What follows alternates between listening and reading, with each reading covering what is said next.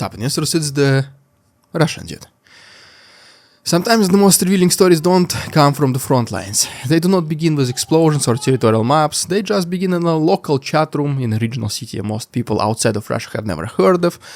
And for example, some time ago, Alexander Pashchenko, a lawmaker from the Khakassia Republican legislature, found himself in the middle of a public storm. So the question is, what caused this whole thing? What was the trigger? Long story short, a resident of Sayanogorsk complaining about packs of stray dogs roaming the streets and criticizing local lawmakers for doing nothing about it. Just stray dogs, as you can see. And Pashchenko's response was not bureaucratic, it was polished, it was not even political. He said basically, don't walk to me like that. Before I was a lawmaker, I was just boots on the ground, where people get zeroed out, nullified for this kind of attitude. And that phrase, zeroed out, is where this stops being a small online argument and becomes something much larger, because in contemporary Russian military slang, that phrase does not mean fired or reassigned. No, it literally means to commanders eliminating their own subordinates. And not through transparent legal proceedings, not firing them, not sending them home, not through documented disciplinary channels, but just as you would expect it, just what you already know, through informal extrajudicial force. And here's the key point. He said it casually. Not even as a confession, warning or something shocking, no, he just said it as something normal, like a small talk to him, basically, at this point. And that mindset shift inside Russian military and its ex-members is what really matters. Today, let's break down what that normalization tells us about the internal logic of the Russian military system, why investigative journalism on this topic matters, how specific brigades illustrate the incentive structure at play, and what all of this means for Russian long-term institutional health. We're not doing sensationalism here, no, we're just doing structural analysis. The headline might look extraordinary, apocalyptic, but it's just normal routine at Russia at this point, because once you strip away the outrage and look at the incentives, the system becomes disturbingly coherent. Let's start with the reaction itself. The online discussion split into three predictable directions. First, the stray dog problem. I mean, yeah, it's real, many Russian regions struggle with municipal management, budget constraints, administrative inertia, corruption and weak oversight often combine to produce basic urban safety failures. Second, who was more rude, the citizen or the lawmaker? Internet discussions thrive on personality clashes. They love to point fingers in one direction without hearing the other side of the story. And once they take their side, ego gets in the way, making it almost impossible for them to rethink their point of view or accept something else. One thing is when someone corrects you in person, completely another thing is when a random stranger on the internet does it. You don't even know how this person looks. For you, it's just, I don't know, a collection of words and letters that you see on the screen. So obviously you can get more rude with this person, not thinking about the consequences. But then the third discussion is one that matters actually the most. What exactly did Pashchenko mean by seeing zeroing out so nonchalantly? People began analyzing his serious photos. Was his equipment outdated? Was that a Chinese-made walkie-talkie? An old tarp made as a magazine pouch? Could the, real serviceman look like that? Ironically, that question misses the exact point. In many Russian regions, personnel are poorly equipped. Soldiers often buy their own equipment themselves. Outdated radios, improvised equipment are not anomalies. They are just a common in today's Russian military. The gear itself, to be honest, if you think about it, it's not the scandal, it's not the point of the scandal. The language is. When a sitting member of the United Russia Party references internal elimination practices as a part of his biography and refuses to apologize for this, it just signals something institutional. He later even doubled down on his statements. No apology, no clarification. He said he spoke to the citizen in the language that he only understands. And that tells us two things once again. First, he sees nothing inappropriate in referencing these practices. And second, he assumes that the public understand what he means by saying those things. That is the horrible normalization we are talking about. And the normalization does not happen overnight. It happens when repeated behavior becomes embedded in our culture. Another story is that independent outlet Verstka recently published an investigation titled Executioners, listing more than 100 officers allegedly involved in severe abuses against their own personnel. Another media, called Vot Tak, maintains a separate list. Then Astra and other media has documented similar patterns. Even pro-war Telegram channels occasionally acknowledge that there is internal violence. And yet, these investigations coexist with casual references to just simply zeroing out people. I mean, this is not just some random close circle of knowledge. At this point, it's already public, semi-public information. When language shifts this way so easily, it means institutions shifted earlier. So the question becomes the following. How did even the incentive structure evolve to make the language so normal? To answer that, we need to look at specific units that illustrate how power, money, and survival intersect inside the system. And guys, let's talk about it in more details in our next chapter. But please also do not forget about our Patreon. You can get an additional chapter there at the end of each episode. So if you want to have some bonus content and support our work that we do here on YouTube, please make sure to check it out. The link is down below. Thanks so much. One unit repeatedly appears in the independent reporting, the 5th Guards Motor Rifle Brigade. Investigations have linked it to extortion schemes, legal detention of personnel, coercion, forced deployment under extreme conditions, and internal disappearances, quote-unquote. One widely known case involved Russell Bentley, an American volunteer aligned with the pro-Russian forces. So his death basically triggered criminal charges against 3 service members, at least the ones which were recorded. The case received little attention because it just involved a foreign national. I mean, just imagine if the US media started talking about their servicemen fighting for Russia and then even being eliminated in Ukraine. I mean, that will be just international scandal, no less. But here is the asymmetry. When foreign nationals are involved, visibility increases. Not in this case, but, well, you get the idea. But when mobilized Russian soldiers are victims, accountability appears just less urgent. This reveals something important about the institutional priorities. Another turning point came when 2 battalion commanders from the same brigade disappeared within a short period. First guy was Major Yuri Burakov, callsign Sedoy, who was reportedly summoned by superiors and then vanished. Tsargrad even later reported that investigations yielded no clear answers, of course.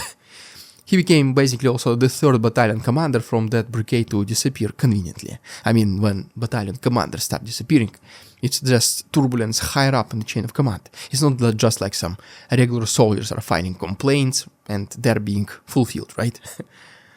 At the same time, media figures like Vladimir Slavov publicly defended certain officers associated with controversial units. In some cases, initial criticism was followed by media campaigns that reframed commanders as heroes. And that dynamic matters, because it shows that accountability is not just purely legal, it is also political. If a commander has influential defenders in state-aligned media, the probability of formal consequences appears absolutely lower. If he lacks such protection, on the other hand, charges become more realistic and inevitable. One exception, though, did happen, and it involved Major General Marat Aspanov, callsign Girza, who faced formal charges reportedly including illegal detention and aggravated violence offenses. Observers noted that his lack of high-profile media backing may have influenced the trajectory of this case. So, what exactly are we seeing is the question. An incentive structure where commanders control thousands of personnel could be the answer. Each soldier receives substantial compensation relative to regional incomes. Money flows through the unit at a massive scale. Oversight is inconsistent, loyalty is rewarded, and whistleblowing is dangerous. I mean, it's always dangerous, but in this case it's more than ever. Under these conditions, coercion becomes economically rational. If a brigade commander oversees 3,000 to 4,000 contract soldiers alone, each effectively is just a ruble millionaire due to wartime pay. So guess what? For the commander, that's enormous financial leverage. Allegations have described soldiers' pressure to surrender portions or even entirety of their pay in exchange for safer assignments or fewer high-risk deployments. And I mean, if you think about why not? If you are eliminated, you will not use your money anyways. So in such a system, internal reinforcements mechanisms evolve. Silence is currency, fear is stability, and public exposure is the only serious threat. That all this is not just random cruelty, it's a distorted incentive architecture. And once that architecture scales beyond a single brigade, it becomes systemic. Which brings us to the bigger picture now. How widespread is this, and what does it say about strategic clarity? Let's talk about it in the next chapter. One of the most sobering realizations from independent investigations is not any single atrocity. It's lack of overlap. Verstka investigated the 15th Brigade, unofficially known as Black Hussars, Reports indicated the brigade was restaffed multiple times with casualty figures reaching staggering levels. And separately, some other investigations examined the 30th Brigade from the Samara region and then the 7th Brigade, where allegations included internal elimination and body disposal in Seversky Donets River. Different teams, different units, just very minimal overlap. All that implies systemic collapse. Now, combine that with battlefield dynamics, areas like Pokrovsk, Mirnograd have remained contested for extended periods. Gains are incremental, front lines move slowly, operational momentum requires constant manpower replenishment. And now, as a result of all this, this creates a brutal equation. If strategic objectives lack clearly defined end states, manpower becomes a continuously consumed resource. Military officers are even trained to treat personnel as assets. That is the standard military doctrine everywhere.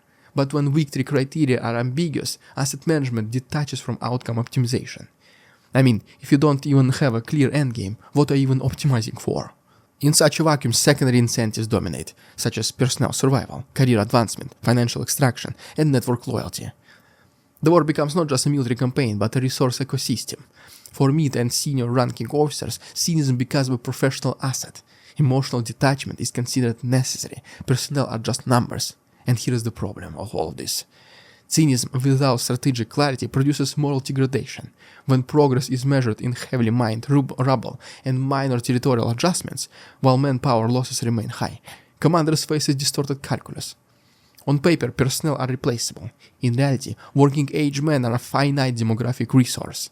From a macro perspective, Russia trades long-term demographic capital for short-term tactical adjustments.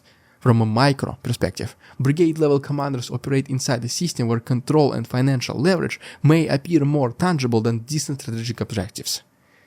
This is precisely how you get a culture where soldiers allegedly buy safer assignments, where internal enforcement mechanisms become normalized, where leaked videos circulate showing brutal discipline rituals as proof of loyalty. And here is the long-term risk of them all. When ecosystems reward coercion more than competence, the most adaptable survivors are not necessarily the most ethical readers. Which leads us to the final chapter, post-war narrative and institutional memory.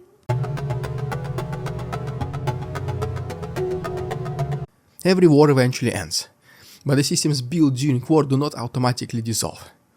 In any conflict, survivors shape the narrative. They become veterans, commentators, public figures, they influence how society remembers events.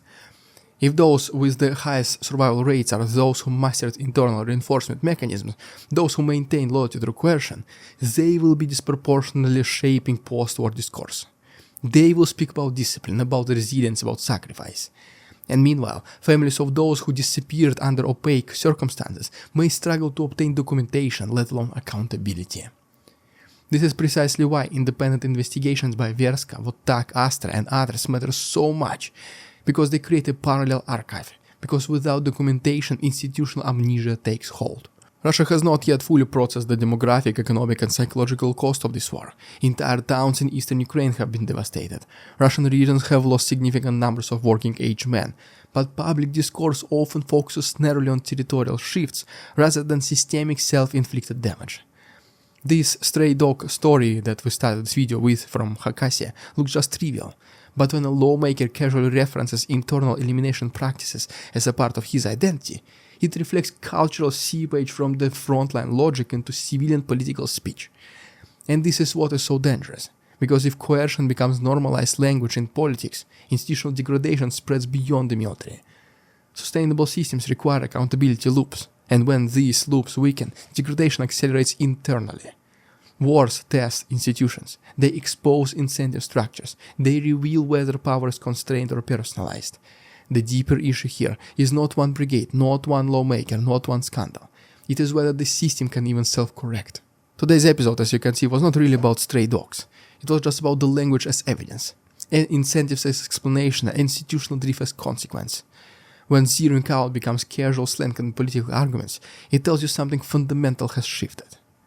Guys, we will keep analyzing these structures calmly, analytically, and without exaggeration, so if you want deep, long-form breakdowns of how military, political, and economic systems evolve under stress, please subscribe to our channel. Don't forget about Patreon, the link is down below. Thanks so much for watching, see you on Tuesday. We won't succumb to their tricks, the facade they try to sell. Their twisted words and feeble claims are all they cannot quell. sway. We do not believe in